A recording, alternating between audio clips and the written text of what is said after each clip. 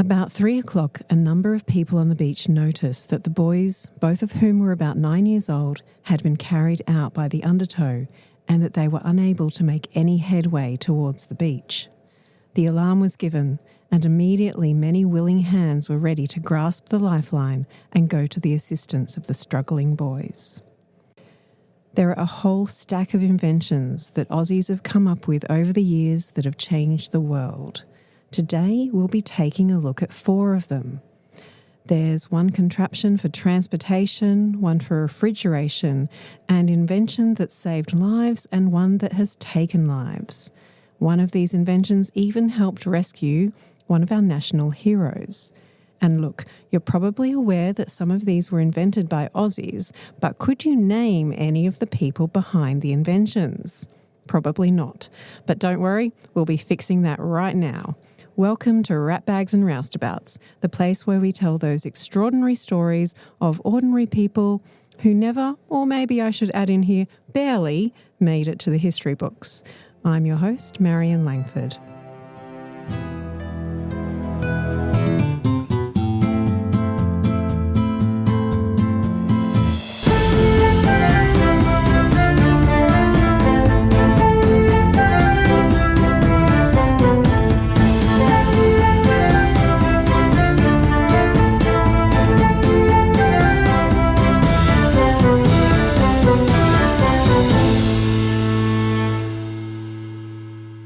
I have never invented anything. Well, apart from Scoop Ball, which was a super fun game I used to play with my son when I was trying to get him into the bath, where I'd use a scooper to fling a ball into the corner of the bathtub and try to get them to stack on top of each other.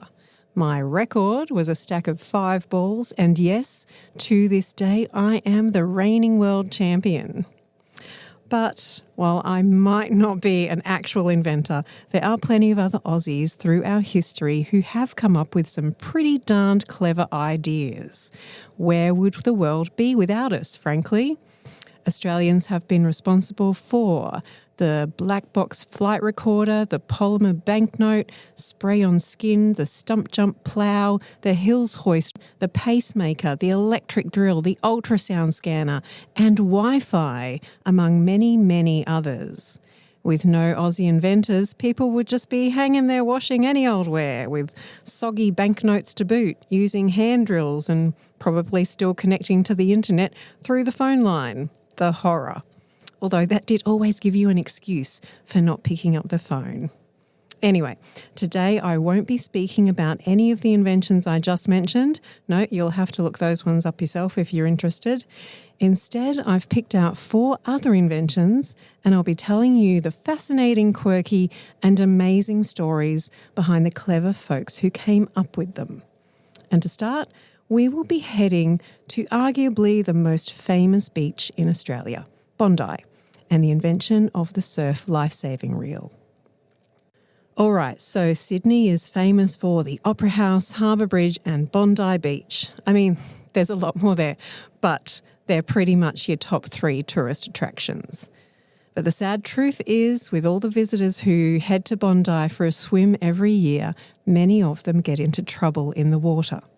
And this isn't a modern problem at all. People throughout our history have been getting caught in rips and drowning in the surf. In Australia, by the beginning of the 20th century, surf bathing, as it was known, was all the rage, and the first surf clubs started popping up. By 1903, Bronte Beach, which is just south of Bondi, had formed a surf club and even had created its own life-saving device, which was a coiled rope attached to a pole that was stuck in the sand. It also had a cork buoy attached to the end of it. Back up at Bondi, though, a group of club members thought this could be improved upon.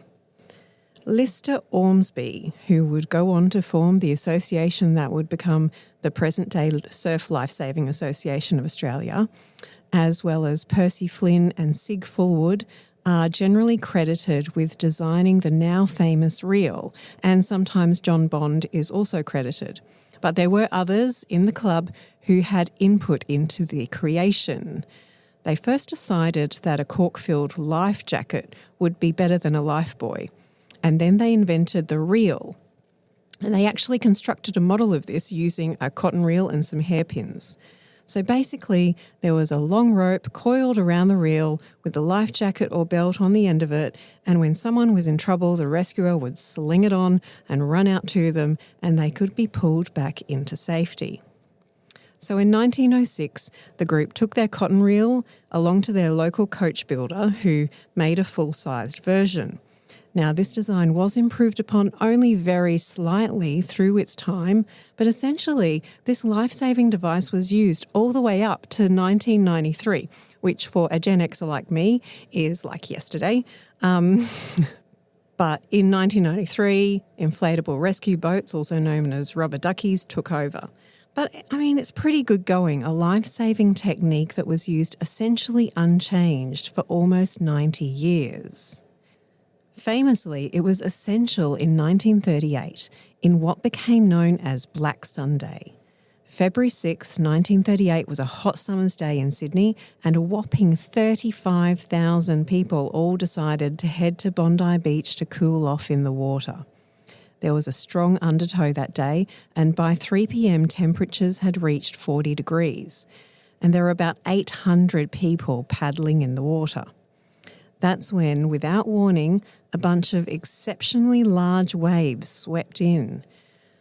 They knocked people off their feet, but then the next wave would come too quickly and not give anyone enough time to get back up again.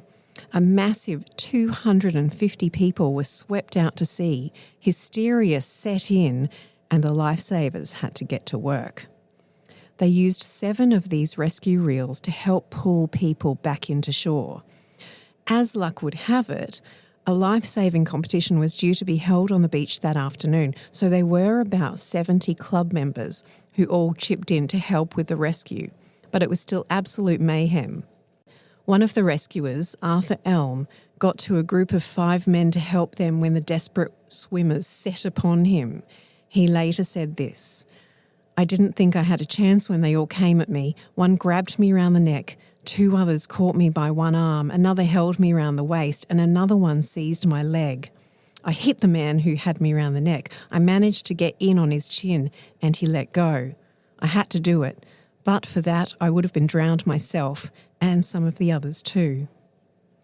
Despite literally hundreds of people needing to be rescued and the mass hysteria of the afternoon, only 5 people lost their lives. This was largely down to the fact that there were so many club members there for the weekly competition, but the life-saving reels certainly played their part. Over the course of their history, the rescue reels have saved thousands of lives, but there was one rescue in particular that's worth talking about, and that was the first. On January 3rd, 1907, around 2 weeks after the reel had first been placed on Bondi Beach, it was used in the rescue of 2 young boys who got caught in a rip. This is how the newspaper reported it at the time.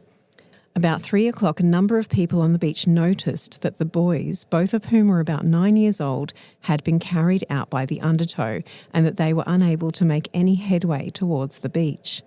The alarm was given, and immediately many willing hands were ready to grasp the lifeline and go to the assistance of the struggling boys. The names of the 2 boys were Rupert Swallow and Charlie Smith. Rupert was rescued by a couple of swimmers, and Charlie was brought in using the rescue reel. But when he was brought to the beach, he was unconscious and close to death. A nurse, Sadie Sweeney, who happened to be in Sydney on holiday, refused to let young Charlie die, and she worked on the boy for an hour to save his life. What's actually a quite sad part of this story is that Nurse Sweeney herself died 7 weeks after this rescue, aged just 33. But honestly, thank goodness she was at the beach that day, because little Charlie Smith, who she helped save, as well as the life-saving reel, of course, grew up to be none other than the national Aussie flying ace, Sir Charles Kingsford Smith. The aviation pioneer, along with his co-pilot, Charles Ulm, were the first to fly across the Pacific from California to Brisbane in 1928. The pair also completed the first non-stop crossing of Australia from Melbourne to Perth, as well as the first non-stop flight between Australia and New Zealand. Sydney Airport is named after him. Officially, it's called Sydney Kingsford Smith Airport, and he used to be on the Aussie $20 note before it changed to polymer paper, another Aussie invention. Of course, despite being saved from dying in the ocean that summer's day in 1907, the sea would still claim him. Kingsford Smith died in 1935 with co-pilot Tommy Pethybridge when their plane disappeared somewhere over the Andaman Sea. They had been attempting to break the Australia-England speed record.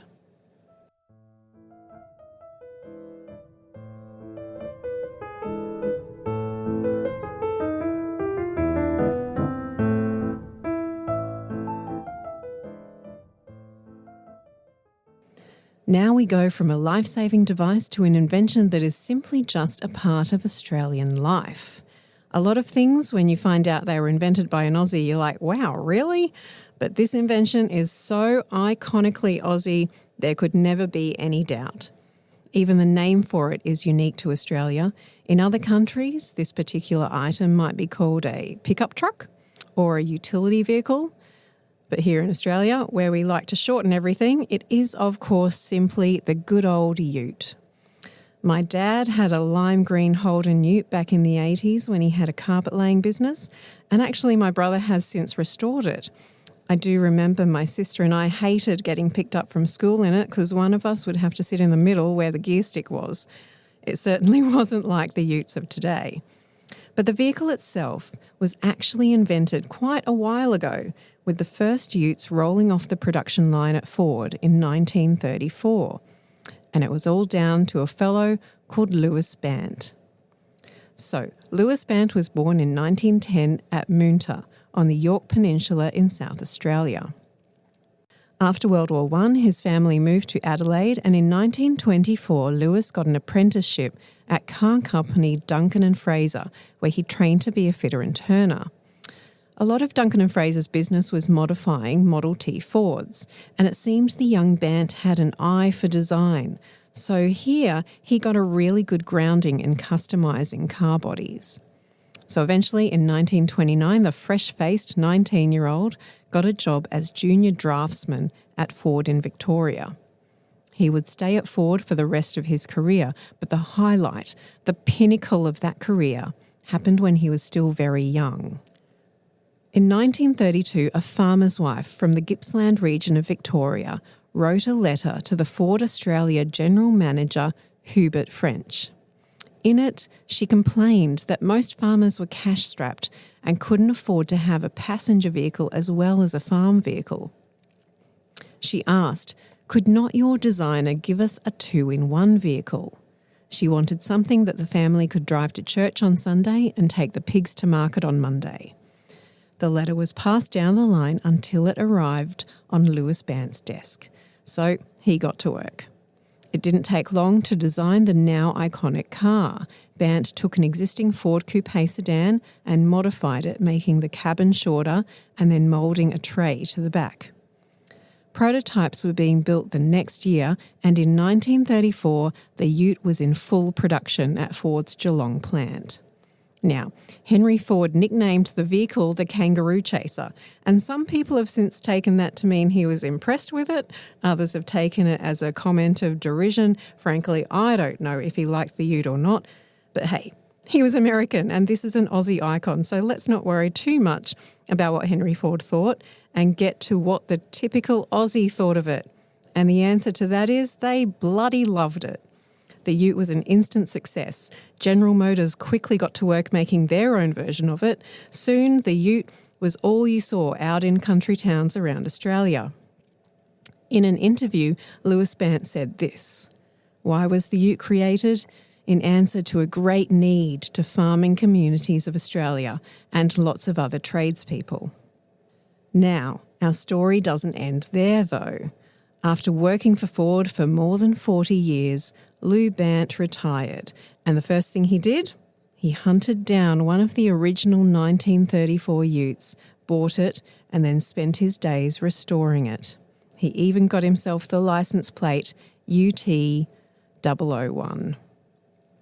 But then, tragically, in 1987, he was driving his restored ute on his way back home after filming an interview with the ABC about his creation of the Aussie icon when he was involved in an accident. He didn't survive. He died in the car that he created, that is now firmly entrenched in the lexicon and in the heart of this country. And what about that letter from the farmer's wife that started it all? Well, people at Ford hunted and hunted. It's never been found.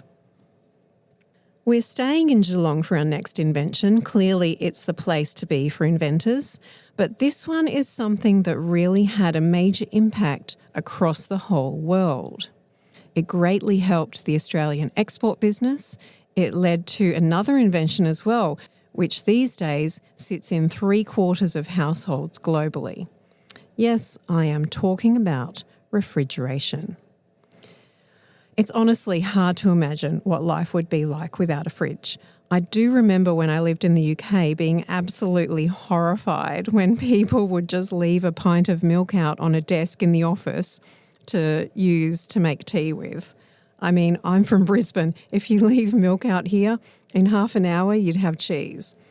But anyway, the fridge might seem like an absolute must for every household, but there have only been commercially available household fridges sold for about 100 years.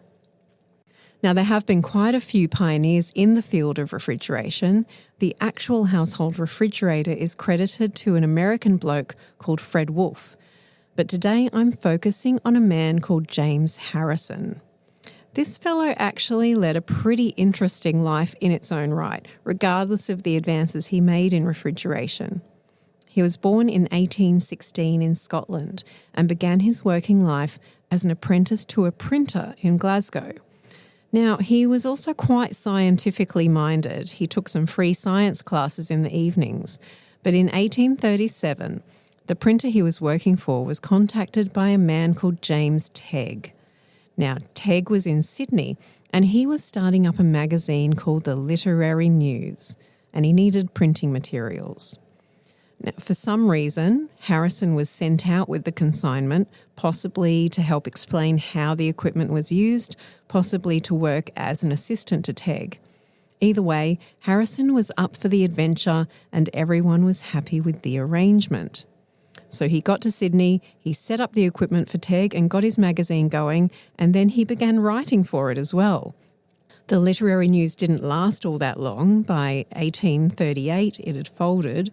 So Harrison found some other publications to write for before he decided to set off on another adventure, and he moved to the new township of Melbourne in 1839. Melbourne was a very new settlement at that point. There were only about 3,000 people there. Harrison got a job writing for the Port Phillip Patriot, which was owned by John Pascoe Fawkner. Now, we're going to go off on a little tangent here for a second because Fawkner's quite interesting. He had been one of the founders of Melbourne.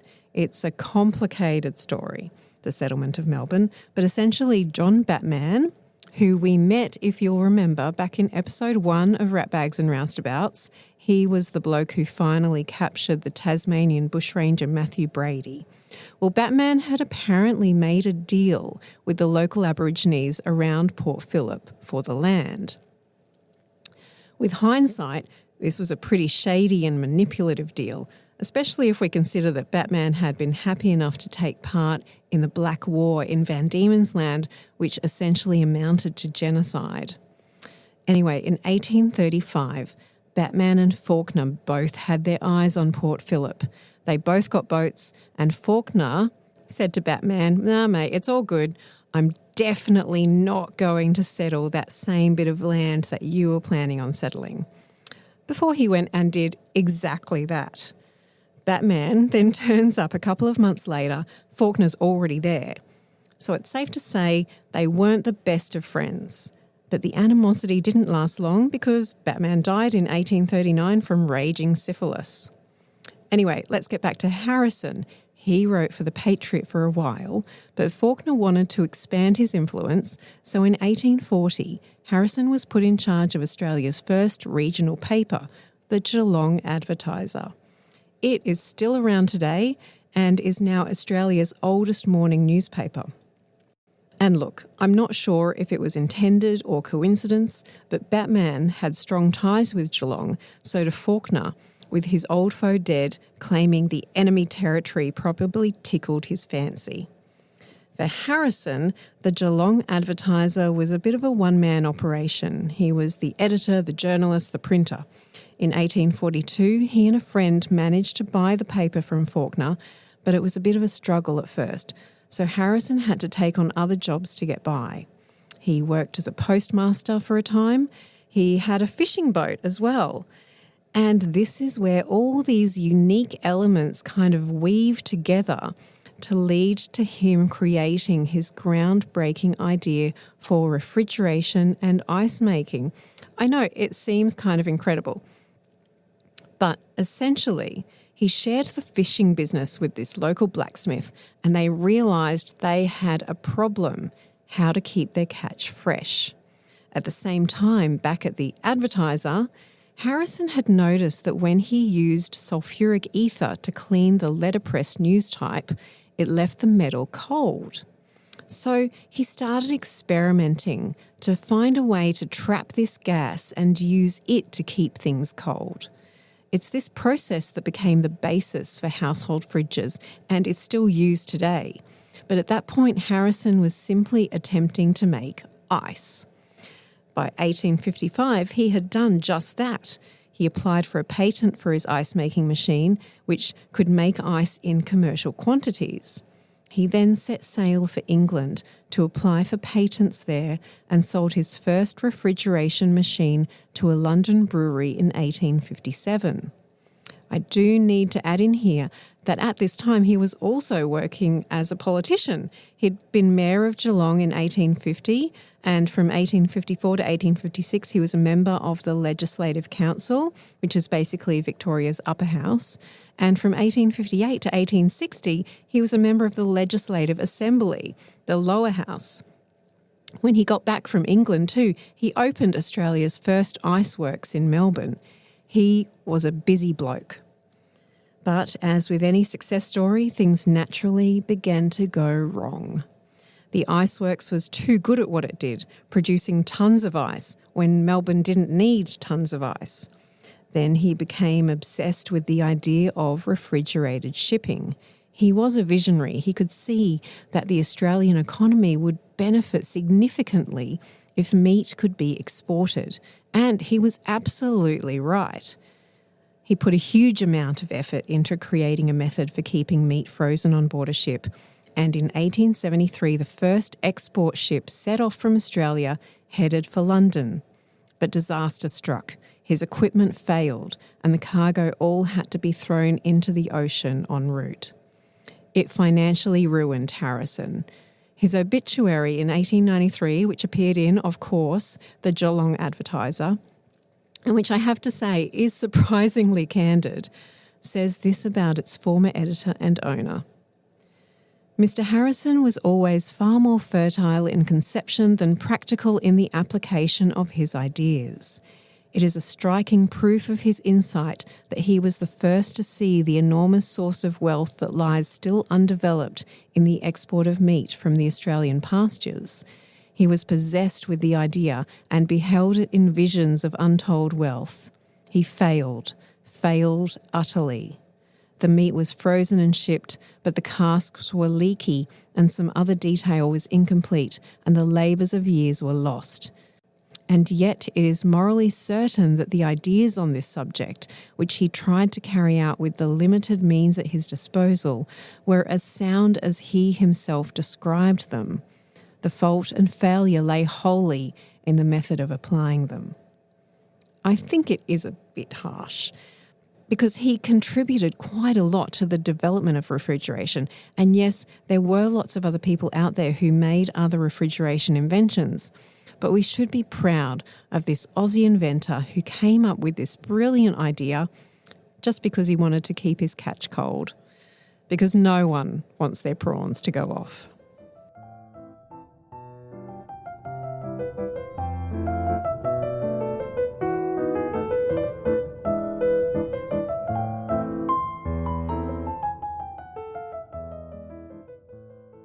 All right, we are headed now from ice-making ventures in Victoria to the heat and horror of the trenches of Gallipoli.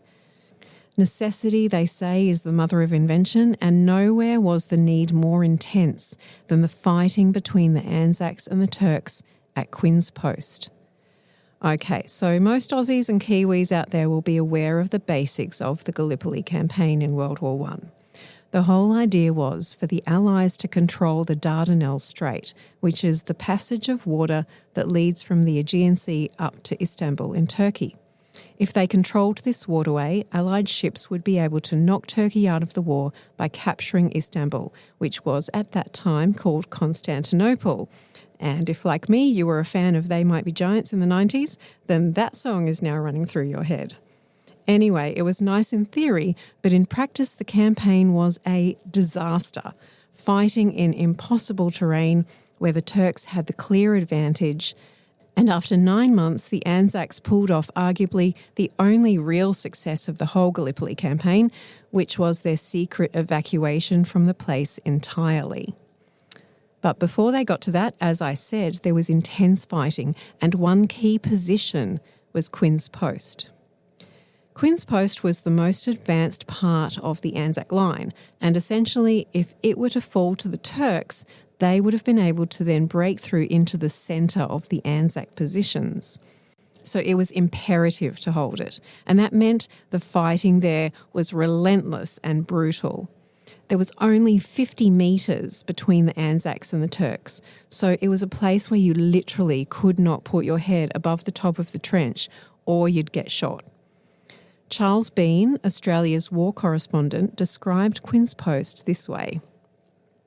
Men passing the fork in Monash Valley used to glance at the place, as one of them said, as a man looks at a haunted house. At Quinn's Post, there were snipers permanently on duty on both sides. The problem was, you could use your periscope to spot an enemy shooter, but as soon as you grabbed your rifle and put your head above the parapet to shoot them, you were likely to be shot yourself first. That's where William Beech comes in. Bill Beech was a builder's foreman in civilian life who lived in a small town in central New South Wales called Condobolin. He'd been born in Shropshire, England, had then emigrated to New Zealand in 1904 and moved on to Australia in 1910. He had previously served in the Boer War, where he almost died once when he was dying of thirst and had to drink from a pool of stagnant water. The 2 other blokes he was with both died from the water, and Bill only just managed to survive. In 1914 then, when World War I broke out, he was among the first group of men in town to enlist, becoming a member of what has since become known as the Condobolin Diehards. When he was serving in Gallipoli, he was about 37 years old. At that point, he was a lance corporal, but was a sergeant by the time he was invalided out of the war later in 1915 due to fever. But in May 1915, he was at Quinn's Post, and he decided to put his building knowledge to use to rig something up so that soldiers didn't need to expose themselves to shoot at the enemy. Beech's idea was to build a frame to sit the rifle in that was actually attached to the periscope so that you could aim using the periscope and shoot without ever having to get close to the top of the trench. Charles Bean again recorded the invention of this. Major Blamey had observed 2 men of the 2nd Battalion engrossed with a framework of broken boxwood and wire attached to a rifle, which they were endeavouring to lay on the parapet. An arrangement so that you can hit without being hit, one of them explained. The Major was pretty impressed with the device, and Beech was sent to HQ to replicate it. They tested it and found it was accurate up to about 200 to 250 metres. Well, there was only 50 metres between them at Quinn's Post, so there was no problem there. Within a week, there was a periscope rifle factory in operation down on the beach. Of course, the story of the Anzacs wouldn't be complete without them joking around, And when a soldier was carrying the first complete periscope rifle back up to Quinn's post with its strange arrangement of wooden framework, he answered the puzzled looks he was getting by saying, "I'm tired of fighting the Turks. I'm going to play them at cricket instead." The rifle wasn't just used at Quinn's post. Soon they were all over the place, anywhere that the Anzacs were in close proximity to the enemy. But it was at Quinn's that it made arguably the biggest difference. Previous to Beech's invention, the Anzacs could barely fire a shot during the day, but with the periscope rifle, they could take out the Turkish snipers and make it a safer place entirely. So, what reward did such a life-saving and important invention warrant for Beech?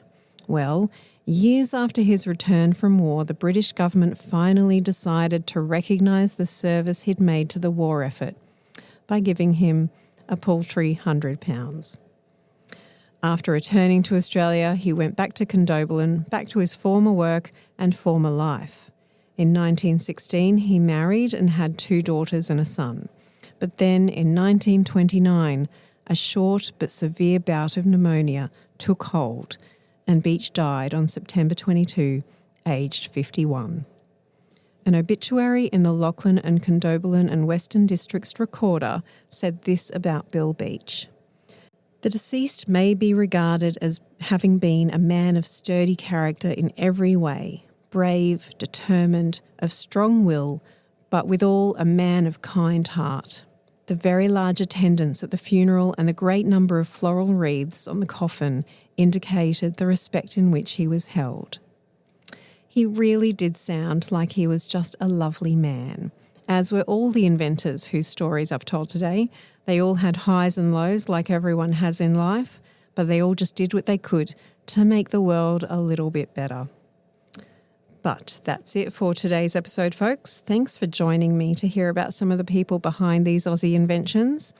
And if the story of William Beech has made you itch to hear more war stories, you can check out episode 9, all about stretcher bearers at the Western Front, or you can listen to episode 5, which is all about spies and the Enigma machine in World War II. Or if you want to hear a little bit more about John Batman, who featured briefly in the story of the invention of refrigeration, don't forget to check out episode 1, which is all about the bushranger Matthew Brady, who he, of course, captured. Plus, as usual, I'll be putting a little extra story on the website, ratbagsandroustabouts.com, to go with today's episode. There were just so many great stories about Aussie inventors, and I couldn't fit them all into the one episode. So on the site, I'll be telling the story of Henry Chapman, who came up with the system of the secret ballot, one of the bastions of our fine nation.